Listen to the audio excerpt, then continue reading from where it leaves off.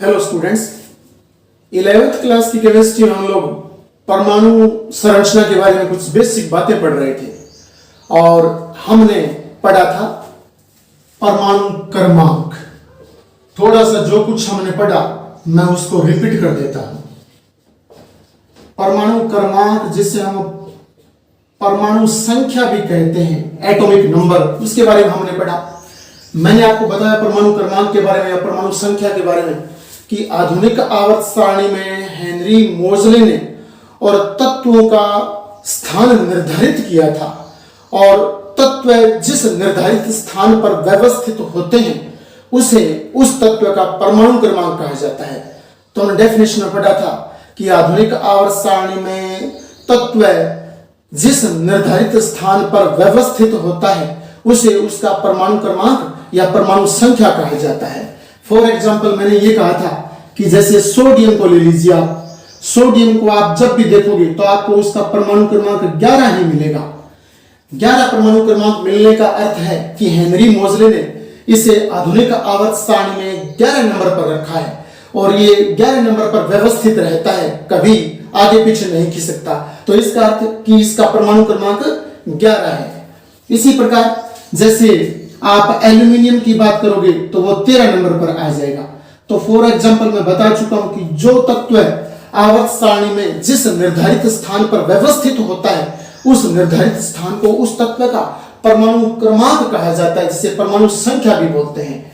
और फिर हमने इसके बाद परमाणु भार अथवा परमाणु द्रव्यमान एक ही बात है।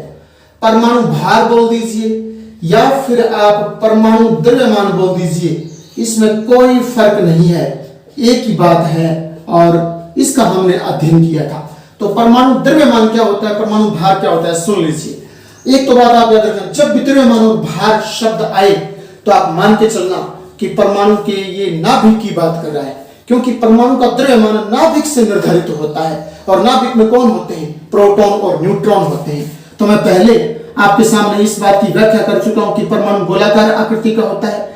गोलाकार आकृति के बीचों बीच एक दृढ़ पिंड होता है, कठोर पिंड होता है, जिसे नाभिक कहते हैं। नाभिक में प्रोटॉन और न्यूट्रॉन होते हैं और यहाँ ये बाह्यतम जो कोश होते हैं, ये बाह्यतम कोश जिसे हम ऊर्जा स्तर कहते हैं, ये ऊर्जा स्तर चौड़ी पट्टियों के रूप में होते हैं। जैसे ये चौड़ी पट्टी के रूप में पहला ऊर्जा स्तर है, इसी प्रकार ये चौड़ी पट्टी के रूप में और दूसरा ऊर्जा स्तर हो जाएगा। तो इनमें इलेक्ट्रॉन होते हैं, इन ऊर्जा स्तरों में ई माइनस लगा देता हूं, अर्थात इलेक्ट्रॉन होते हैं जो कि अनवरत चक्कर लगाते रहते हैं इस नाभिक के चारों ओर। और नाभिक में कौन होते हैं, प्रोटॉन और न्यूट्रॉन।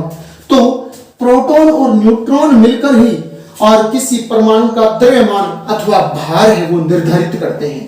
तो एक अच्छा प्रश्न यहां बनता है और आप याद रखना कि किसी परमाणु का परमाणु भार अथवा द्रव्यमान निर्धारित करने के लिए दो आवश्यक कण, तो वो दो आवश्यक कण प्रोटॉन और न्यूट्रॉन होते हैं।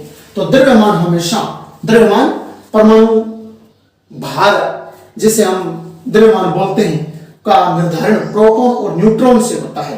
तो द्रव्यमान को आप क्या बोलोगे परिभाषा के रूप में, कि जब परमाणु के द्रव्यमान के रूप में या परमाणु भार के रूप में परिभाषित करना हो तो हम बोलेंगे कि परमाणु के प्रोटॉन और न्यूट्रॉन का योग उस परमाणु का द्रव्यमान कहलाता है। कि किसी परमाणु के प्रोटॉन और न्यूट्रॉन का योग बोलना है आपको, योग उस परमाणु का परमाणु द्रव्यमान कहलाता है या परमाणु भार कहलाता है। यह बात आपको याद रखनी है। और ये तो हमने परमाणु संरचना के संबंध में पढ़ा, मतलब परमाणु भार को, आपके परमाणु द्रव्यमान। लेकिन अगर आपको यूं तत्व दिया हुआ मिल जाए इस प्रकार से तो ये परमाणु क्रमांक हो गया और परमाणु भार आपको यहां मिलेगा दिया हुआ डाटा के रूप में, परमाणु भार आपको ऊपर लिखा हुआ मिलेगा। हाँ, ये अलग बात है, कंफ्यूज मत होना। आप इस परमाणु भार को इस साइड भी लिख सकते हो और इस साइड भी लिख सकते हो, यानी परमाणु क्रमांक के जस्ट ऊपर भी लिख सकते हो और इस साइड भी लिख सकते हो। कोई कंफ्यूज वाली बात नहीं है, कहीं भी लिखा जा सकता है, दोनों तरह सही होता है। तो ये परमाणु क्रमांक है, ये परमाणु भार या द्रव्यमान है। और अब हम थोड़ी सी वो बात कर लेते हैं जो हमने वहां प्रोटॉन, इलेक्ट्रॉन, न्यूट्रॉन के बारे में की थी, कि किसी तत्व का जितना परमाणु क्रमांक होता है उसमें उतने ही इलेक्ट्रॉन होते हैं। तो सोडियम का परमाणु क्रमांक 11, तो उसमें इलेक्ट्रॉन भी 11 होंगे। और प्रोटॉन की संख्या की बात करूं तो जितना परमाणु क्रमांक उतने प्रोटॉन भी होते हैं, तो फिर प्रोटॉन भी उतने ही हो जाएंगे। लेकिन अगर न्यूट्रॉन की बात करें, न्यूट्रॉन को स्मॉल n से भी दर्शाते हैं और न्यूट्रॉन को कैपिटल N से भी दर्शाते हैं, कंफ्यूज मत होना। और न्यूट्रॉन को पहले पाई से दर्शाते थे, वर्तमान समय में न्यूट्रॉन को कैपिटल N और स्मॉल n से दर्शाया जाता है। जबकि पहले, कहने का अर्थ, जब परमाणु की खोज हुई, डाल्टन ने अपना सिद्धांत दिया और 18वीं शताब्दी में, तब इसे न्यूट्रॉन को पाई से प्रदर्शित किया जाता था। तो अब हम न्यूट्रॉन की संख्या की बात कर लेते हैं। न्यूट्रॉन की संख्या किसी में निकालनी हो तो इस परमाणु क्रमांक को आप इस द्रव्यमान संख्या में से घटा दीजिए, तो 23 माइनस 11 और पीछे बच गए 12, तो 12 न्यूट्रॉन की संख्या हो जाएगी। तो प्रोटॉन, इलेक्ट्रॉन, न्यूट्रॉन का निर्धारण करना बहुत आसान है। परमाणु क्रमांक के जितने ही तो इलेक्ट्रॉन हो जाएंगे, उतने ही प्रोटॉन हो जाएंगे, और द्रव्यमान संख्या में से परमाणु क्रमांक घटा दीजिए तो फिर न्यूट्रॉन की संख्या आ जाएगी। इतनी सामान्य सी बातें और हम पढ़ चुके हैं। अब हम विवेचना करते हैं कि ये जो परमाणु के मूलभूत कण हैं, मूलभूत कण प्रोटॉन, इलेक्ट्रॉन, न्यूट्रॉन, इनकी खोजकर्ताओं के नाम पढ़ते हैं, अर्थात किन किन वैज्ञानिकों ने इनकी खोज करने में अपना योगदान दिया। जैसे इलेक्ट्रॉन है जो बाह्यतम कोश में चक्कर लगाते हैं, प्रोटॉन और न्यूट्रॉन नाभिक के अंदर रहते हैं, इलेक्ट्रॉन पर ऋणावेश होता है, प्रोटॉन पर धनावेश होता है, न्यूट्रॉन न्यूट्रल होता है। न्यूट्रॉन शब्द न्यूट्रल शब्द से बना है, जिसके पास कोई आवेश ना हो तो वो ऐसा न्यूट्रॉन होता है। तो इन परमाणुओं के और ये जो कण हैं, इन कणों के खोजकर्ता कौन थे, किसने इसकी खोज की, इस बारे में पढ़ते हैं। तो आप थोड़ा सा याद रखना, जैसे इलेक्ट्रॉन की खोज आप याद रखना जे थॉमसन ने की थी। कौन से वैज्ञानिक ने की? जे थॉमसन ने इलेक्ट्रॉन की खोज की थी। प्रोटॉन की खोज की बात करूं तो प्रोटॉन की खोज और गोल्ड समिट ने की थी। गोल्ड स्टीन बोलना आप, सॉरी, गोल्ड स्टीन ने की थी। गोल्ड स्टीन ने प्रोटॉन की खोज की थी। और फिर न्यूट्रॉन की बारी आती है, जो कि 3 परमाणु के मूलभूत कण मैंने आपके सामने लिख दिए हैं। और न्यूट्रॉन की खोज जेम्स चैडविक ने की थी। कौन से वैज्ञानिक ने? जेम्स चैडविक ने न्यूट्रॉन की खोज की थी। ये बातें आपको याद रखनी है। और फिर एक एक्स्ट्रा बात आपको यहां और बता देता हूं। ये तो परमाणु के 3 मूलभूत कण हैं। परमाणु के 3 मूलभूत कण इलेक्ट्रॉन, प्रोटॉन, न्यूट्रॉन होते हैं। इलेक्ट्रॉन की खोज जे थॉमसन ने की, प्रोटॉन की खोज गोल्डस्टीन ने की, न्यूट्रॉन की खोज जेम्स चैडविक ने की। और ये जो परमाणु के अंदर नाभिक है, इस नाभिक की खोज याद रखना रदरफोर्ड ने की। कौन से वैज्ञानिक ने? रदरफोर्ड ने। और नाभिक की खोज की, तो नाभिक के सामने आ जाएगा रदरफोर्ड। रदरफोर्ड आपको याद रखना है, नाभिक की खोजकर्ता रदरफोर्ड थे। तो इस प्रकार से ये थोड़ी सी बातें याद रखनी है। अगर आपको ये थोड़ा सा कहीं कंफ्यूज कर रही है तो फिर हम इनकी एक ट्रिक बना लेते हैं और उस ट्रिक से आप इनको याद रख लेना, ठीक है ना। और ट्रिक की बात करूं तो आप यूं कर लेना, थाई गोपीचंद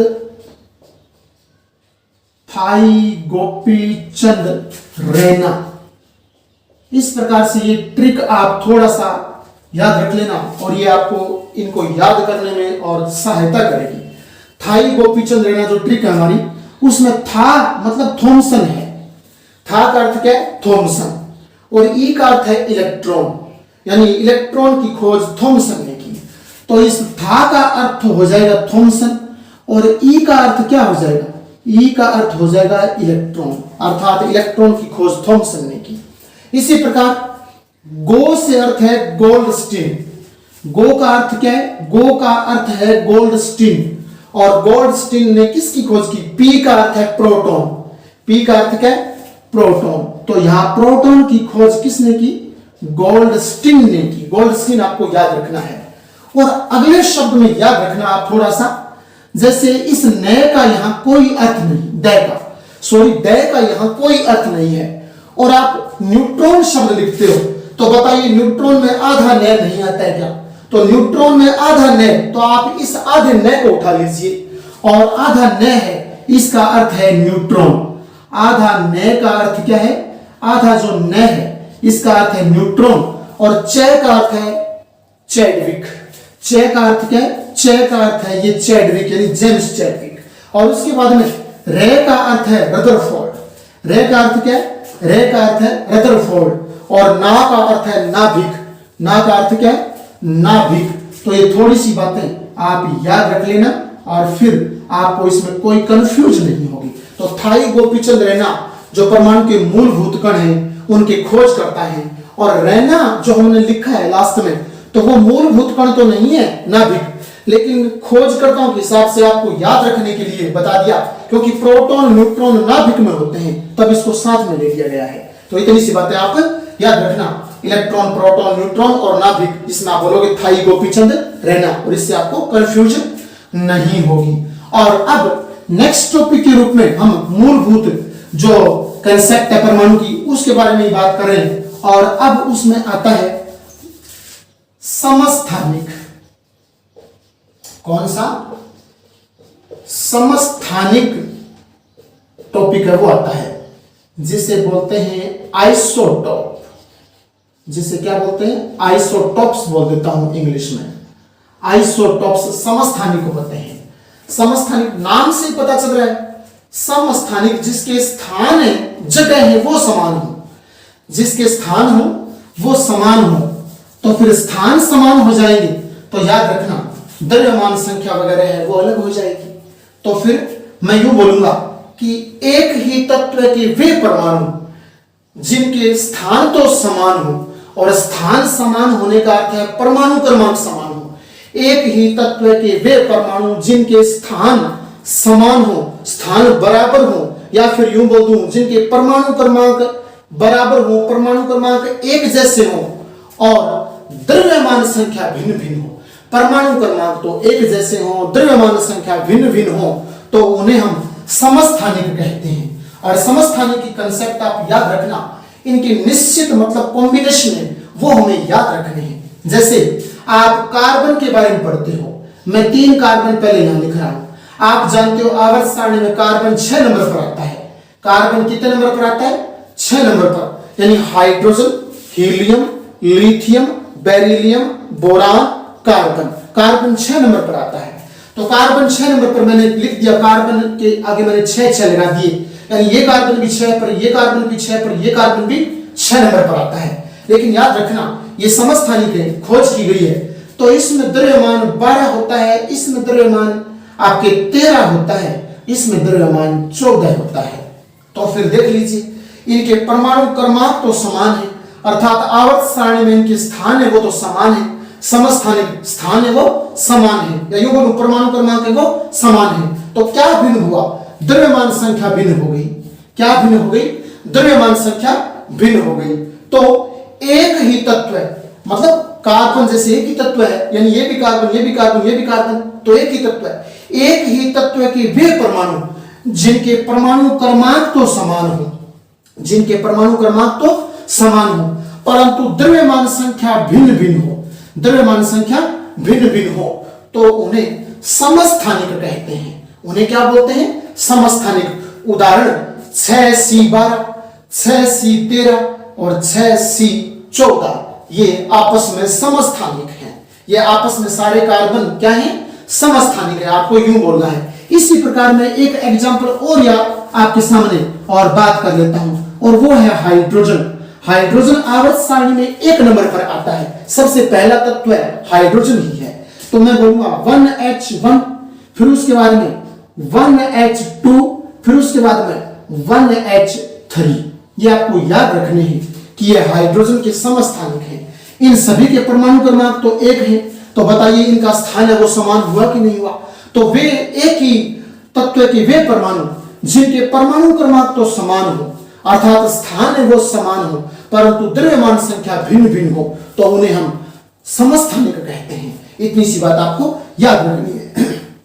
और एक बात मैं और इनमें आपको बता देता हूं, जैसे ये हाइड्रोजन के समस्थानिक है, इनके तो स्पेशल नाम है केमिस्ट्री में, इनके कोई नाम नहीं है, इनको 6C12 6C13 6C14 ऐसे ही बोला जाएगा।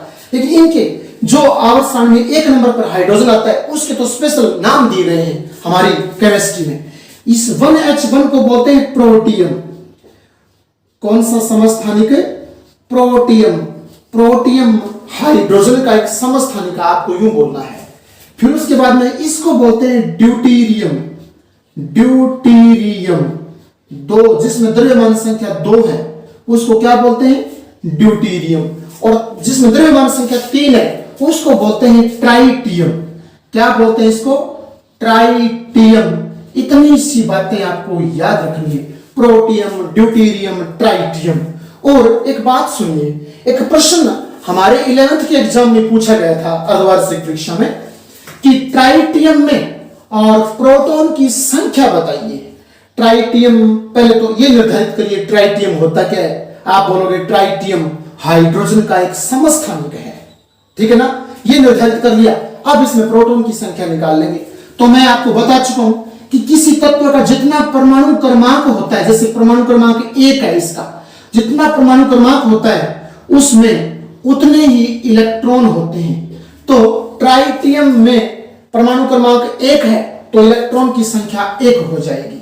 उसके बाद में परमाणु क्रमांक जितने ही प्रोटॉन होते हैं तो ट्राइटियम में प्रोटॉन की संख्या भी 1 हो जाएगी। और न्यूट्रॉन निकालेंगे तो याद रखना, न्यूट्रॉन कैसे निकालते हैं? न्यूट्रॉन इस द्रव्यमान संख्या में से ये प्रोटॉन, ये परमाणु क्रमांक की संख्या घटा दीजिए, इस द्रव्यमान संख्या में से ये परमाणु क्रमांक घटा दीजिए, न्यूट्रॉन आ जाएंगे। तो 3 - 1 कितना? 3 - 1 बराबर 1 आ गया है। इस प्रकार से आप द्रव्यमान आपके ये न्यूट्रॉन की संख्या निकाल सकते हो। अगर मैं इसमें से आपसे पूछूं कि बताइए ड्यूटीरियम में और आपके न्यूट्रॉन कितने होंगे ड्यूटीरियम में, तो इलेक्ट्रॉन भी 1 होगा, प्रोटॉन भी 1 होगा, लेकिन 2 - 1 बराबर 1, तो फिर न्यूट्रॉन 1 हो जाएगा। और इसमें बताइए मेरे को, इसमें इलेक्ट्रॉन 1, प्रोटॉन भी 1, न्यूट्रॉन 1 - 1 यानी 1 - 1, तो न्यूट्रॉन तो 0 हो जाएगा। तो प्रोटियम में कोई न्यूट्रॉन नहीं होता है, ड्यूटीरियम में केवल 1 न्यूट्रॉन होता है।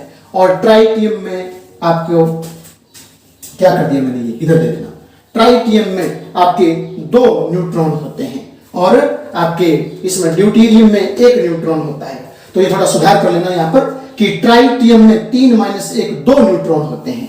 थोड़ी सी आपको बात याद रखनी है।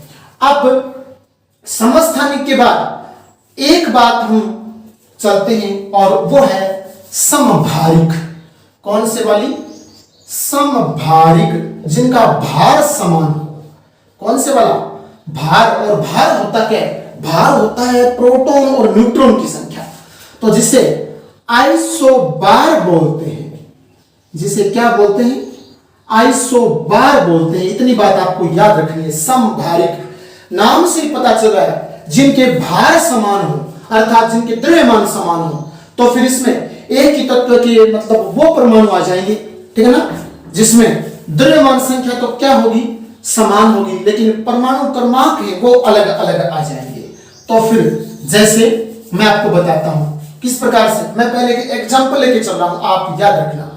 जैसे आर्गन, पोटेशियम और कैल्शियम, इनका आपस में एक कॉम्बिनेशन है और इस कॉम्बिनेशन में आपको याद रखना है आर्गन 18 नंबर पर आती है, पोटेशियम 19 पर आता है, कैल्शियम 20 पर आता है। तो इनका परमाणु क्रमांक तो अलग अलग हो गया, परमाणु क्रमांक अलग अलग हो गया, लेकिन इनका द्रव्यमान आपको वास्तव में एक ही मिलेगा। जैसे आर्गन का भी 40 होता है, पोटेशियम का भी 40 होता है, कैल्शियम का भी 40 होता है। इतनी सी बात आपको याद रखनी है। तो फिर देख लीजिए कि वे तत्व जिनके परमाणु क्रमांक तो भिन्न भिन्न हो, परमाणु क्रमांक तो क्या हो?